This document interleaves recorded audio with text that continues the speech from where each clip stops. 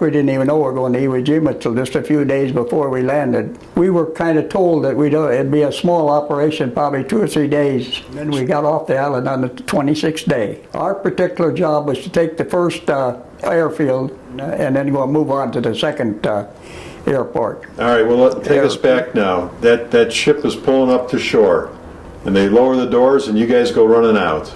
We run out, and there was nothing happening. It was just complete silence for about 30, 40 minutes.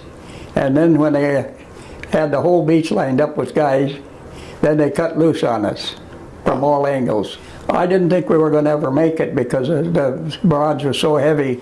We laid there on the beach and just above the first airport for about 3 days. And it was continuous. And we never thought we would make it. And what's your commanders telling you guys to do? We had about 7 different company commanders in the first 3 days. And you were in the 4th company. You were in the 4th Marine Division. Yeah, in our company, A company. We got down to a buck sergeant for company commander for a few days. We were stuck there. We never left at all for the first 3 days. We were there between the beach and the first airfield. We didn't have anybody to go on. It was all confusion. And we just were doing the best we could by ourselves. Mm-hmm. And then we looked out, and then we saw all these tractors coming in, and the 3rd Marine Division was in floating reserve. And when we saw them guys come, then we knew we had help.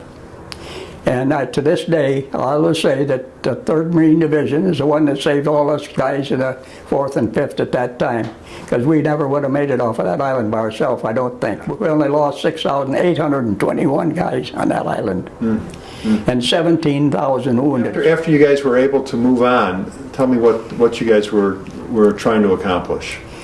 Well, we were trying to get to the second airport, and it took us, I think, about 18 or 19 days to get up that far. On March the 2nd, we were up there, and that's when the first B-29 landed, the dynamite, and we were there to meet him. They wouldn't have made it back to Saipan had they not been able to land and fix their engine at their plane at Iwo. And we were waiting for replacements there. Mm-hmm. And then we didn't move there for quite a while until we could get replacements for our company. Mm-hmm. So then we moved on. What was your particular duty on the island? I was what they called a BAR assistant, Browning automatic rifle. I was what they call the carrier for him, for his ammunition, because they were like a little machine gun. So they used a lot of ammunition, and they had to have a carrier. And did you see the enemies like close up?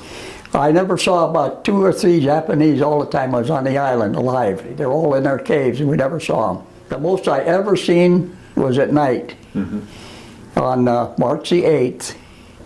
Banzai attacked my company, took the full, we were the first to see them. They come with sticks and everything, and March the 8th, that's the night I was wounded, and then I went back down to the beach and got fixed up the next morning. I got shrapnel on my leg and ankle. I still have no motion in that left ankle. Mm-hmm. And then when I got fixed up and I went back up on the line, we got off the island on the 26th day.